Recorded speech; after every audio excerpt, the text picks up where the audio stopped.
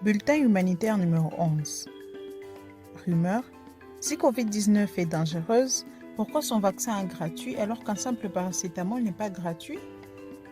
Un leadership gouvernemental fort et des orientations nationales sont essentielles, mais insuffisants pour prévenir ou atténuer les effets dévastateurs du Covid-19 dont nous avons été témoins en Europe et dans d'autres endroits durement touchés.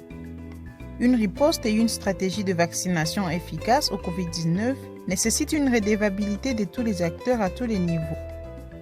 3 dimensions de la redevabilité.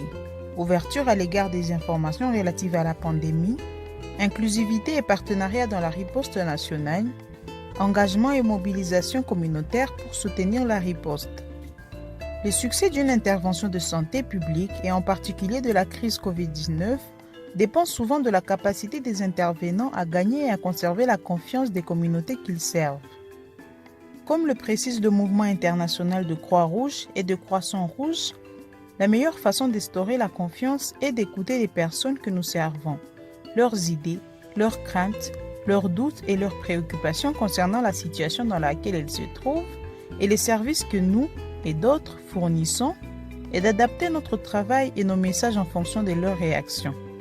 Pour instaurer la confiance, il est important de comprendre comment les communautés perçoivent la maladie, de savoir quelles sont leurs principales questions et inquiétudes au sujet des vaccins et de leur montrer que nous adaptons nos activités en fonction des réactions de la population. En guise de recommandations, les intervenants dans la vaccination COVID-19 devraient se référer au guide des 10 étapes mises en place par le mouvement international de Croix-Rouge et de Croissant-Rouge, qui est un outil qui permet de préparer les communautés aux vaccins, aux thérapies et aux nouveaux diagnostics pour combattre COVID-19. Cet outil comporte une liste de vérification d'activités suggérées que les sociétés nationales peuvent utiliser lors de l'élaboration de leur plan de déploiement et de la création de demandes des vaccins. Il est aussi important que les acteurs focalisent sur la communication avec les populations prioritaires pour la vaccination.